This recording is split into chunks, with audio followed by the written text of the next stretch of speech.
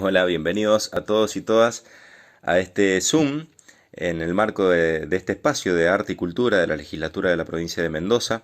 Estamos muy contentos por arrancar esta charla con tantos artistas y gestores culturales conectados. La verdad que es un gusto para todos nosotros comentarles que la idea de estas conferencias es un poco arrimarles, tanto a los artistas como a los gestores, algunas herramientas eh, para poder desarrollar el quehacer cultural, ¿no? Contarles que tenemos algunas conferencias programadas, como es el caso de Gustavo Machado, el día 25 de agosto próximo, en el cual se va a hablar de registro de canciones y de marketing musical. Así que bueno, los esperamos a quienes quieran conectarse ese día. Pero hoy tenemos una charla muy importante, que es la charla sobre industrias creativas, las posibilidades que nos brindan las industrias creativas.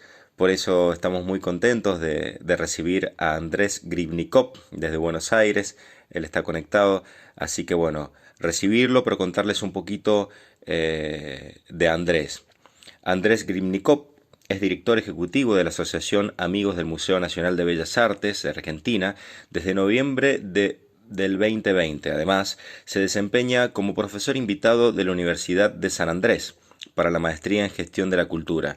Fue secretario de Cultura y Creatividad en el Ministerio de Educación, Cultura, Ciencia y Tecnología de la Nación Argentina entre los años 2017 al 2019, subsecretario de Economía Creativa en el Ministerio de Cultura de la Nación entre los años 2015 al 2017, secretario de Cultura y Turismo de la Municipalidad de Vicente López entre los años 2014 al 2015, director ejecutivo de la colección de arte Amalia Lacroze de Fortabat entre los años 2007 al 2009, coordinador de Relaciones Institucionales del Centro Metropolitano de Diseño entre los años 2004 al 2007 y gerente de la Asociación Amigos del Centro Cultural Recoleta entre los años 1997 al 2004.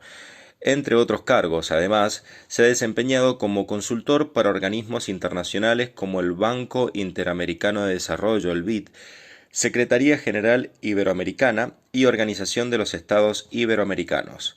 Es licenciado en Gestión del Arte y la Cultura y especialista en gestión de proyectos de interés cultural, social y económico para organizaciones públicas, privadas y ONGs con foco en la cultura y el desarrollo de las industrias creativas. Muchas gracias por estar con nosotros, Andrés. Bueno, y te dejamos con toda esta hermosa sala y contanos un poquito de qué se trata el tema de las industrias creativas. Como lo presentó Carlos, y estamos eh, en el medio transitando una obra de conexión entre los dos edificios, el edificio tradicional y el pabellón anexo de exposiciones, con un paseo de esculturas, y son proyectos que se pueden emprender en momentos de cierre, y muchas veces eso no es posible cuando tenés exposiciones programadas temporarias una tras de la otra, pero también es importante la oportunidad para investigar y sacar a exhibir y a lucir las colecciones propias, al no poder hacer exposiciones internacionales por las limitaciones en los viajes y los costos internacionales, y por supuesto agravados por las medidas.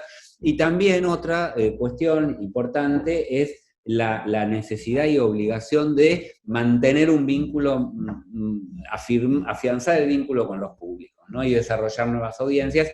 Y esto se hizo básicamente a través de las instancias digitales que han permitido, digamos, así como la Bienal del Mercosur, que se tuvo que hacer en Puerto Alegre de modo virtual, una cosa inédita, increíble, en el momento que se tuvo que tomar la decisión, como por ejemplo apelar a distintos instrumentos y estrategias que tomaron los museos para abordar a sus públicos, y este museo, por ejemplo, como el Getty, le invitó a la gente a que se disfrace con lo que tenga en la casa para parecerse a alguna obra de su colección. Nos puede gustar más o nos puede gustar menos, pero los museos han tenido que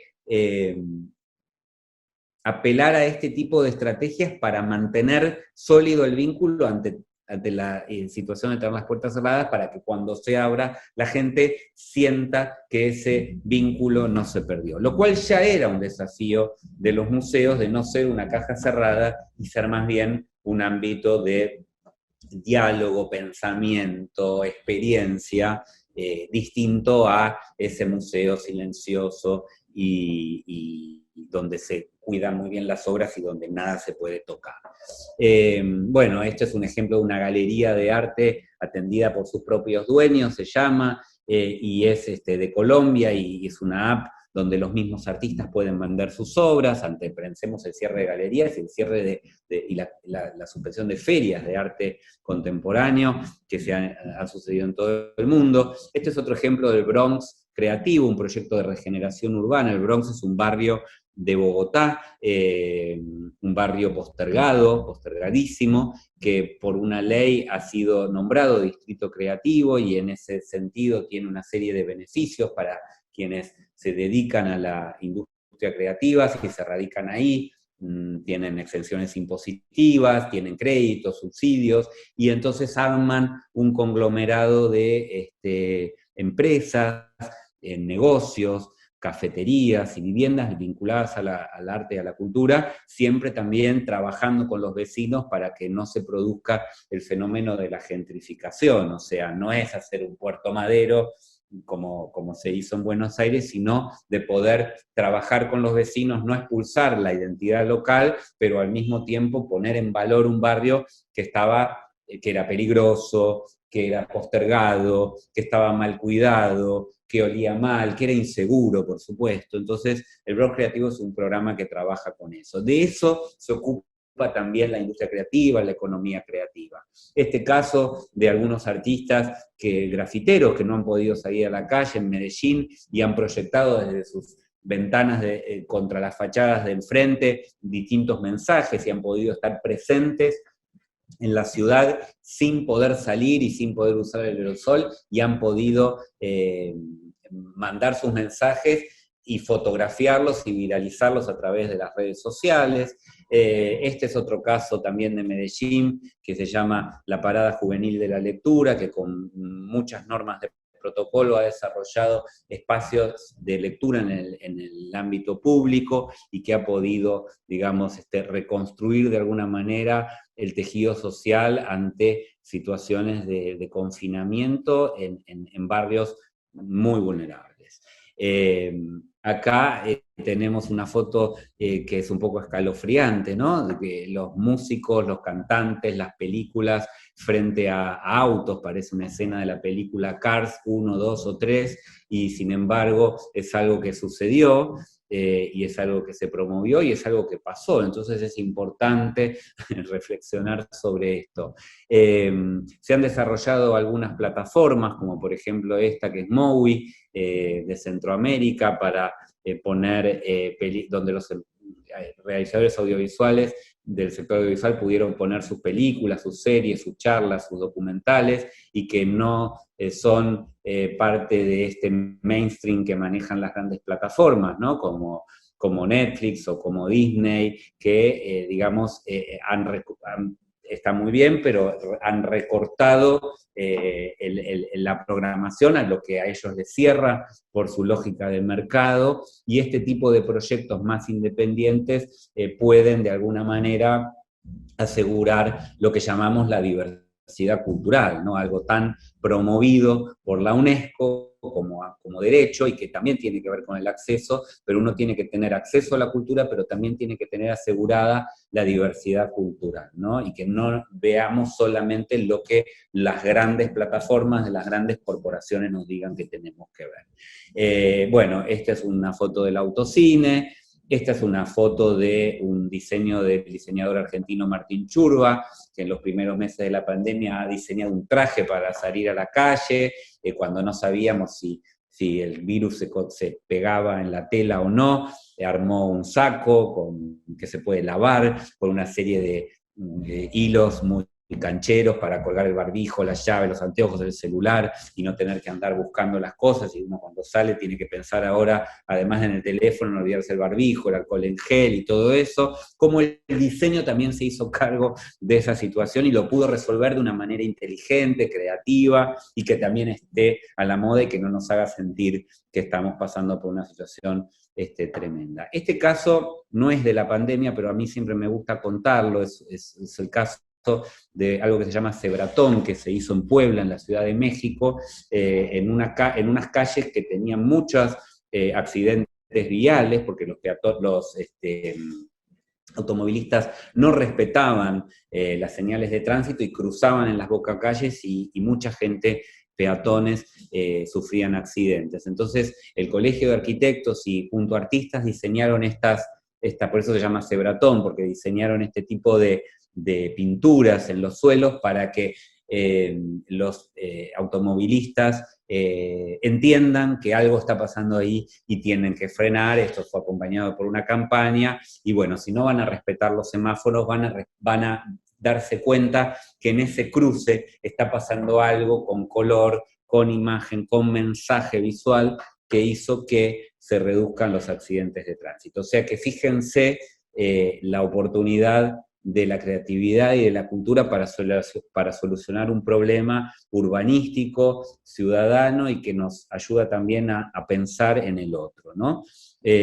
Diseños como estos por todos lados, para cómo se han ingeniado las ciudades para el mundo post-COVID, para poder igual volver a tomar un café y encontrarse y al mismo tiempo cuidarse. Entonces, llamamos a un diseñador, o cualquiera pone un vidrio que te separa del otro, ¿no? Pensemos, ¿no? Creo que llamar a un artista, llamar a un creativo, llamar a un diseñador es algo mucho más importante, porque el diseñador piensa, o el artista piensa desde un lugar distinto al tipo que va y te pone un vidrio o un acrílico para que no te contagien. Entonces, todas estas cosas, de alguna manera, y estos ejemplos, nos hacen darnos cuenta que la cultura no es el problema, como fue planteado en un momento, qué problema tenemos los de la cultura, o qué problema tenemos los políticos, los que son políticos en este momento, con el sector cultural, sino que veamos a la cultura como parte de la solución. O sea, el problema de la cultura radica en que no está siendo visto como parte de la solución. El problema de la cultura tiene que ver con muchos años de ver a la cultura como un adorno, como el ocio, como un elemento cosmético, si se quiere, y prescindible. Y la realidad es que gracias a la cultura se puede hablar y trabajar sobre la inclusión, la educación, mejorar el barrio, mejorar las relaciones humanas y entender algo de lo que está pasando y poder intuir o imaginar algo de lo que va a pasar.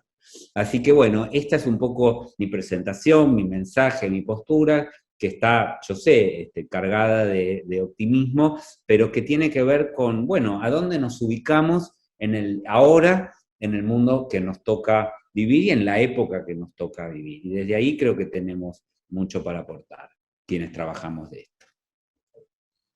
Excelente, Andrés. Muchísimas gracias.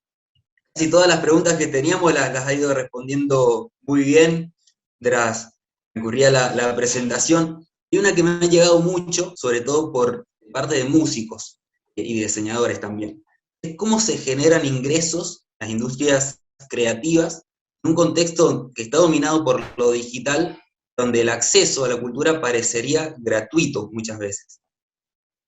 Bueno, ese es el gran desafío que tiene el sector cultural de lo que se llama la monetización de los nuevos productos y contenidos culturales. ¿Cómo hacer valer lo que produzco, ¿no? Me parece que tenemos que primero entender el valor de la propiedad intelectual, ¿no? O sea, la propiedad intelectual vale, las ideas valen, no es lo mismo una buena idea que ninguna idea o que una mala idea. Y a partir de ahí, el mismo creador tiene que convencerse y entender que lo que hizo vale y hacerlo valer. No le hace nada bien al sector las actividades gratuitas. O sea, uno puede generar, por supuesto, programas de acceso gratuito a la cultura, porque tienen que ver con la formación de públicos, con la sensibilización, con el acompañamiento, pero también al mismo tiempo tiene que concientizar, o debería poder concientizar a la sociedad sobre que eso que está viendo gratis, alguien lo está pagando, ¿no? Eso vale. Y me parece que ese es el primer tema. Y después, en mi caso concreto, a mí me gusta ser concreto, cada proyecto tiene que encontrar la manera de ser monetizable y sustentable en la medida de lo posible y sostenible. ¿Qué quiere decir esto? Que nosotros podemos, hay muchas estrategias. Hay una persona que escribió un libro que se llama Alex Paredes, de Chile, que habla de él tiene un modelo que se llama 360 y habla de la diversificación, ¿no? Y él dice que, digamos, cada emprendedor cultural siempre, y si acá hay emprendedores culturales lo pueden pensar, el libro creo que está descargable en internet, se llama Diversificar. Cada emprendedor cultural tiene que encontrar su identidad, el centro de su proyecto, de su identidad, de la identidad de su idea, que eso puede generar distintas oportunidades de negocio, distintas. Y hay miles de ejemplos que tienen que ver con cómo a partir de un producto, digamos, Paul McCartney, porque él da ejemplos, bueno, mega, pero imagínate, Paul McCartney hace discos, hace recitales, pero también hace remeras, pero también hace películas, pero también vende su marca para hacer determinados proyectos de sonido. O sea, hay una espiral de oportunidades donde, digamos, no es de una sola cosa que uno va a vivir, sino que uno puede vivir a partir de, no quiere decir que uno tenga 3.000 trabajos, sino quiere decir que a partir de una sola idea identificable se puedan generar distintos productos y formatos que hacen al todo. Libros, discos, experiencias presenciales, experiencias virtuales, capacitaciones, charlas, audiovisuales, conciertos, o sea, todo eso puede existir alrededor de una idea. Y a mí me parece que va por ahí. Excelente, buenísimo. Acá preguntan en el chat, ¿en cuánto tiempo se prevé que Argentina puede estar lista para la vida digital? Lo complemento con otra pregunta que también me ha llegado mucho, que es cómo complementar las habilidades digitales y las redes sociales a nuestros proyectos artísticos y culturales. A ver, la primera, ¿cuánto tiempo? Yo no tengo la menor idea. Lo que sí sé es que hablaba de la brecha digital, ¿no? A ver, ¿cómo era la pregunta? ¿Cuánto tiempo? ¿Cuánto tiempo se prevé que Argentina puede estar lista para la vida digital? Para la vida digital. Para la vida digital. Está Cristian en el chat. Bueno, me imagino que está la pregunta, digo, mucha gente, muchos estamos ya en la vida digital, obviamente hay una gran cantidad de personas que se quedaron afuera y ahí hablamos en esta charla de la brecha digital y eso es realmente lamentable. En relación a la cultura, yo no sé cuánto tiempo, lo que sí sé es que cultura debería ser uno de los sectores que esté sentado en la mesa estratégica para reducir la brecha digital, porque muchas veces y en muchos casos, y esto lo dice Octavio Culés, que ha escrito un informe para la UNESCO sobre cultura digital, muchas veces los programas de digitalización en las zonas rurales, por ejemplo, se hacen con la participación, por supuesto, de los ministerios de infraestructura y a veces hasta colaboran, o sea, contribuyen y participan las empresas de tecnología, que a su vez son dueñas de las grandes plataformas de distribución de contenidos. Y no vamos a anotar cuáles, pero tenemos muchísimos casos, ¿no? O sea, empresas de telefonía, empresas de televisión por cable, que a su vez son empresas dueñas de plataformas, con lo cual si esas mismas empresas son las que ayudan o son parte de esa mesa de trabajo y de inversión en infraestructura digital que permite acceso, el riesgo que corremos ahí es no asegurar la diversidad cultural, porque el riesgo que corremos ahí es que no puedan existir, emerger plataformas más chicas que muestran contenidos que quedan por fuera de la lógica de mercado de estas grandes distribuidoras de contenidos.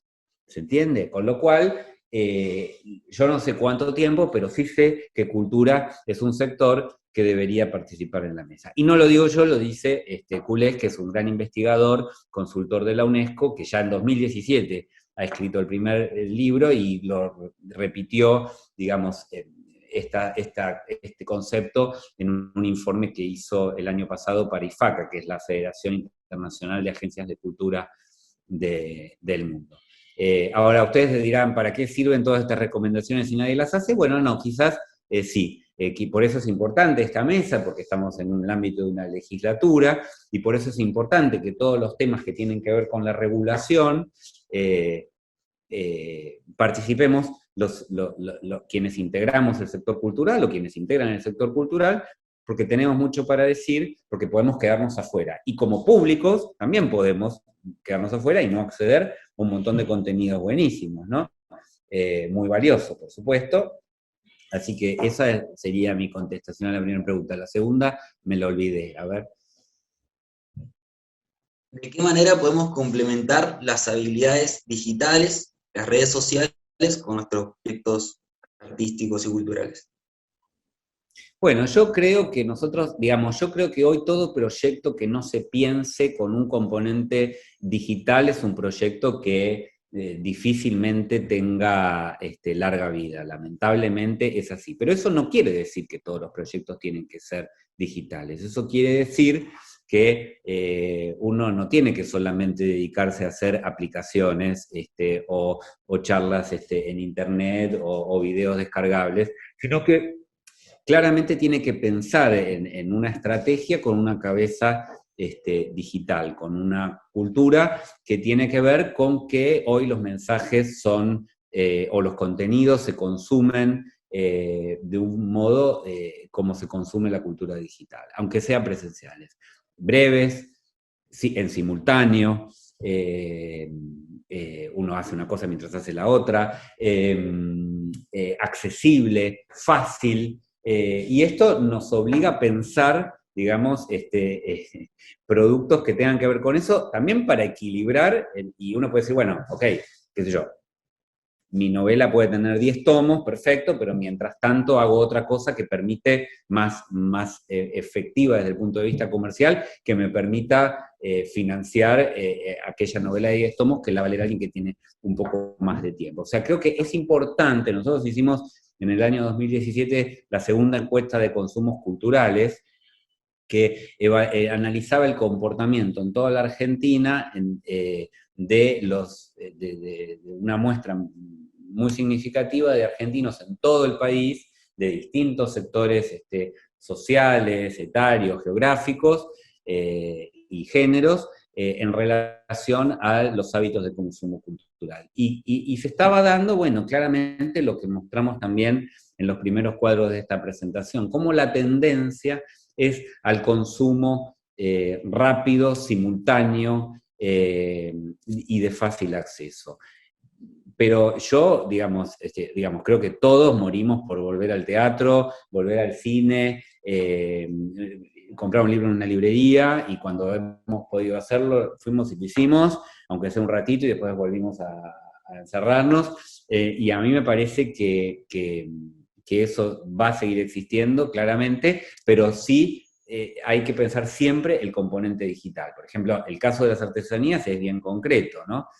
Vos seguís teniendo la artesanía que podés tejer, o que alguien la puede tejer, exhibir, tocar, la vestís, pero siempre hay un componente digital que te amplía la información, que te cuenta la historia de esos artesanos, que te enseña sobre la tradición, o que te dice de qué lugar es, o que te informa sobre algo, o que te comunica, o incluso que la podés comprar a través de una plataforma de marketplace. Con lo cual, el mundo cambió, tenemos que aceptar eso, pero no quiere decir que eso nos lleve a todos a hacer productos virtuales o digitales, ¿no?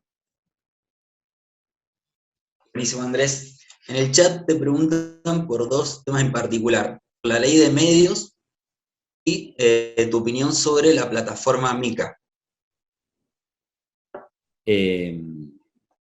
Bueno, de la ley de medios, la verdad es que en este momento estoy un poco desactualizado, así que no voy a poder contestar sobre eso porque no sé, no estoy actualizado sobre el tema de la ley de medios. Sí sé que es necesario para la Argentina lo que se llamó después la ley de convergencia digital, ¿no? Porque hoy tenemos que entender que estamos de hecho, este tema se puso en agenda antes de que suceda la pandemia, pero hoy está más claro que el agua. O sea, asistimos a un modelo de convergencia digital donde las plataformas tienen que tener una legislación adecuada justamente para fundamentar lo que dijimos antes, que tiene que ver con proteger la propiedad intelectual de los artistas, de los creadores, y para poder asegurar el acceso a la diversidad cultural de los públicos, de las audiencias. O sea, que yo como artista pueda tener un lugar para mostrar mi producto y que cuando alguien lo quiere ver, lo pueda ver, pero también que ese alguien, cuando lo ve, pague algo o ese contenido tribute y a mí como artista me llegue algo. O sea, que todo eso es un desafío muy complejo que hay que organizar. Hay especialistas en el tema, yo no soy especialista en el tema, pero bueno, ese es un poco el tema. Y sobre la plataforma Mica, estuve viendo la apertura. Yo la verdad que celebro. El MICA es un programa que, como ustedes saben, venía digamos, del gobierno anterior al que yo participé. Fue una plataforma creada, no una plataforma, fue un evento, una política pública creada en 2014. En realidad nació como un evento y nosotros también la vimos como una política pública. O sea, nosotros dijimos, bueno, esto que parece ser un evento, que parece ser un festival, que tiene mesas y rondas de negocios, que tiene shows, que tiene invitados internacionales que supuestamente vienen a comprar, que los argentinos pueden vender sus contenidos, exhibirlos, negociar con los festivales y todo, o con programadores de teatros, de festivales, etc. Para nosotros es una política pública, para nosotros no es un evento.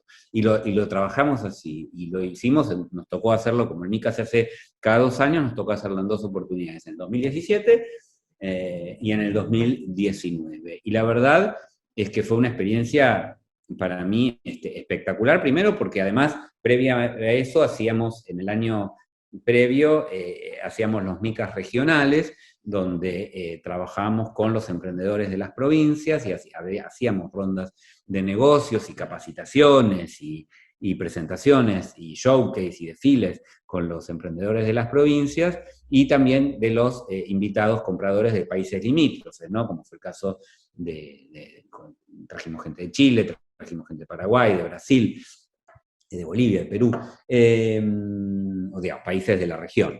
En relación a MICA, bueno, yo tengo una gran expectativa porque la verdad es que si antes te hubieran dicho, bueno, el MICA esta vez va a ser solo una plataforma, bueno, es raro, pero la verdad es que es la manera hoy que tienen de conocerse y también es verdad que el MICA que nosotros hicimos y que también venía de antes, partía de una plataforma, o sea, partía de una plataforma donde vos como emprendedor cargabas tu fichita con tu foto, tus carteras de cuero, una breve sinopsis del producto que tenés, cuánto vale, qué capacidad productiva tenés, y eso se reenviaba a compradores, y esos compradores se interesaban y pedían las reuniones, entonces se agendaban las reuniones por las plataformas. Nosotros le decíamos que era como el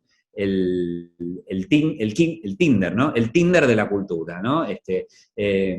Entonces era oferente y comprador. Y cuando macheaban, o sea, cuando a veces pasaba que el que ofrecía el producto le pedía la reunión al comprador y el comprador podía aceptar o rechazarla.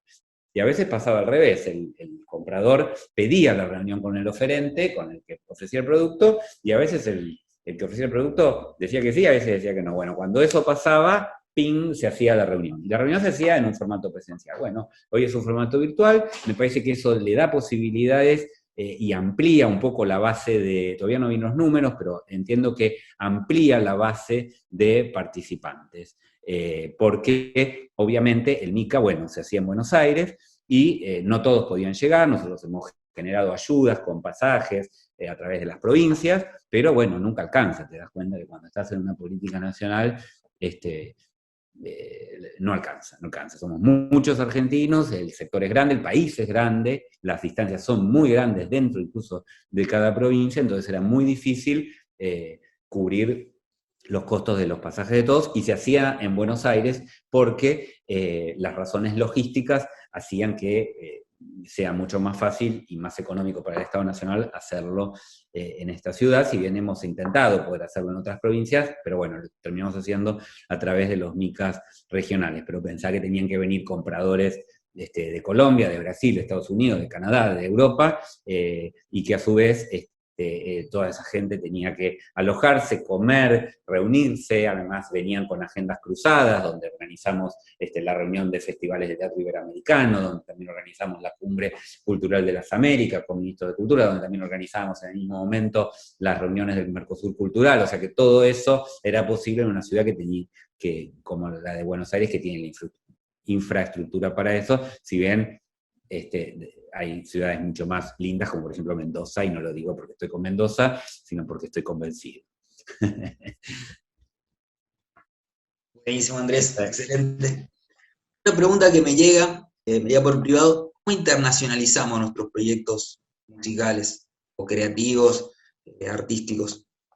Bueno, el MICA tiene un objetivo claramente de internacionalización. Yo pienso dos cosas. Por un lado, que tenemos que aliarnos con los países de la región. Internacionalizar, es muy fácil decirlo, pero cuando uno va al mundo, nos ven como sudamericanos, y en ese sentido, lo primero que deberíamos hacer es aliarnos entre nosotros y armar bloques regionales. El MICSUR fue resultado de esta reflexión, digamos. El Mercado de Industrias Culturales del Sur, que a nosotros nos tocó organizarlo, digamos, el primero fue en Mar del Plata y lo organizó Argentina, el gobierno anterior, y a nosotros nos tocó hacer el envío a Bogotá, donde se hizo en la ciudad de Bogotá, y fuimos con una delegación de 80 productores de todo el país, pero fuimos a encontrarnos con los otros productores y compradores de la misma región, para comprarnos entre nosotros. Primero tenemos que comprarnos entre nosotros, y después podemos vender hacia afuera, porque si no, es muy desparejo, ¿no? O sea que ese es el primer tema. Y el MICA es parte de este desafío, ¿no? Porque de alguna manera el MICA plantea el objetivo de invitar compradores internacionales que puedan ver nuestros contenidos y que eventualmente los puedan contratar, comprar. Hemos tenido, el segundo MICSUR que hicimos, fuimos a San Pablo con otra delegación, y nos han pasado cosas maravillosas, como por ejemplo, y sorpresas, porque los diseñadores iban a vender sus productos y de pronto terminaron vendiendo sus servicios de diseño, no sus productos. O sea, ahí empezamos a ver que claramente la tendencia era comprar servicios y no productos, que son mucho más fáciles de exportar y más livianos, ¿no? Los servicios no pesan, y los productos requieren un tema aduanero y de transporte mucho más complicado y costoso. Nos quieren por nuestras ideas, nos valoran por nuestras ideas, a los argentinos y a los sudamericanos, aprovechémoslo. Lo que pasa es que, bueno, tiene que haber más herramientas y entre lo que conté antes, por ejemplo, yo conté en políticas de internacionalización, el programa de Iberescenas es un ejemplo de cómo podemos internacionalizar nuestro teatro, nuestras artes escénicas, hemos armado, por ejemplo, la red de Efíbero, que es la red de festivales iberoamericanos. La verdad que no sé si hoy sigue en pie, porque entre que cambió el gobierno y que vino la pandemia, hay una parte que uno se pierde, ¿viste? No se sabe si las cosas se suspendieron porque hubo un cambio de gestión o se suspendieron porque no se pudo hacer eventos presenciales. Así que no puedo decir nada. Pero lo que sí sé es que todo lo que sea cooperación internacional y alianzas con la región ayuda a la internacionalización. Excelente, Andrés. ¿Cómo estamos de tiempo? Andrés, Carlitos. Ya estamos en el tiempo pactado. Así que, nada, totalmente agradecido, Andrés, por esta charla. Bueno, hay un par de reflexiones muy interesantes que por ahí no han tenido formato de pregunta, por eso no te las transmito, pero nada, el agradecimiento para vos por tu generosidad, Andrés. La verdad que esto que es cultura, esto que de repente profundizás de la industria creativa, me parece que ahí en un comentario decía que es transversal a todos, ¿no? Entonces yo creo que esta responsabilidad que tenemos todos como artistas, como gestores culturales, esto que recién cuando te escuchaba hablar, invitás a la reflexión un poco y a esto de la construcción colectiva, ¿no? Esto que nos dejás a nosotros, todas estas ideas picando como para poder desarrollarnos y seguir profundizando y tomar esa posta como para seguir colaborando con toda esta construcción que nos beneficia a todos, ¿no? Esta construcción de las ideas y potenciar cada disciplina cultural, ¿no? Así que espero que a todos les haya sido útil. Yo creo que sí. La verdad que muy, muy agradecido por tu generosidad, Andrés, y por tu tiempo. Así que los invitamos, bueno, ahí Javier un poco levantaba el pulgar, los invitamos a todos a seguir conectados y a vos, Andrés, bueno, totalmente agradecido por esto. Desde el equipo de Arte y Cultura de la Legislatura te esperamos y te esperamos con un vinito y que lo podamos hacer presencial ya en esta próxima oportunidad, ¿no? Así que muchísimas gracias a todos por conectarse y bueno, en especial a vos, Andrés, ¿no? Bueno, muchas gracias, la verdad que muy agradecido, muchas gracias por todas las preguntas que fueron muy interesantes y eso te da la pauta del interés que tenía esta audiencia en el tema, así que estoy la verdad que muy contento, para mí fue muy lindo y bueno, y la verdad que espero ir a verlos pronto. No solo por el vino, pero también por el vino, y por los paisajes, y por la gente, y por el aire que se respira ahí, que es realmente maravilloso, maravilloso. Tenemos un país riquísimo, y no solo en cultura, sino en paisajes, en naturaleza, en oportunidades que se cruzan, y la cultura realmente tiene muchísimo, ¿no? para aportar en esto. Así que yo soy convencido de que vamos a construir algo muy bueno a partir de todo esto, y tenemos que ponernos las pilas y hacerlo. Tal cual. Bueno, Andrés, Muchísimas gracias, ahí está. muchísimas gracias, Andrés, por tu predisposición, enseñarnos cada vez un poquito más sobre estas temáticas que son tan interesantes. Ojalá sigamos compartiendo estos espacios de charla, de cooperación, seguir brindándole herramientas a los gestores, a los artistas, a los funcionarios, para hacer de Argentina, y en este caso también de Mendoza, un polo creativo importante. Ojalá sea así. Muchísimas gracias a todos por estar, y muchísimas gracias, Carlitos y Andrés, por la predisposición.